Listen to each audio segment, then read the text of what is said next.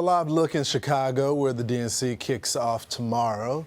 Despite VP Kamala Harris revealing just one of her platforms, and some Democrats say they're willing to wait for the rest, telling Politico, quote, they'd rather lay out a specific plan post-November, when a potential president-elect, Harris, would have to staff up her administration and determine her governing priorities. Our next guest led an effort for Biden to run in 2016 and later advised Bernie Sanders, but left the Democratic Party last year and switched to become a Republican.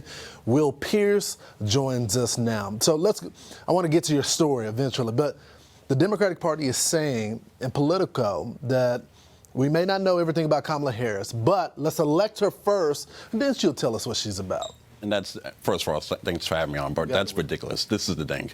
She's been vice president for how many years? She's been the border czar.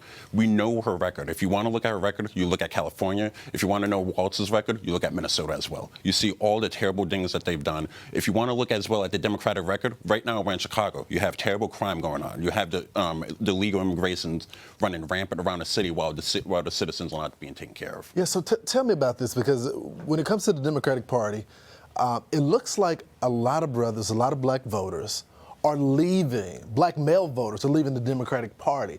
What do you think is the number one issue? Why? Too many issues to name. But I think overall the thing is, like, I think the tipping point was if you look at the illegal immigration issue going on. You see all the federal funding and all the state and all the local funding. I heard recently that in New York City they spent upwards of $3 to $5 billion in overall just with the legal immigration. But then at the same time, look at our brothers. We do not have jobs. Look at our communities. We do not have funding. We elected Democrats over and over and over again. And what did they say? Oh no, we'll take care of you next time. We'll take care of you next time. We'll help the community next time, but then they're not doing that. Why is Trump different, real quick? Overall, look at what he's done. If you look at his record from day one, he's brought in African Americans into the administration.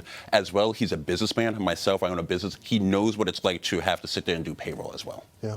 Will Pierce, thank you so much. Strong words this morning. I'm Steve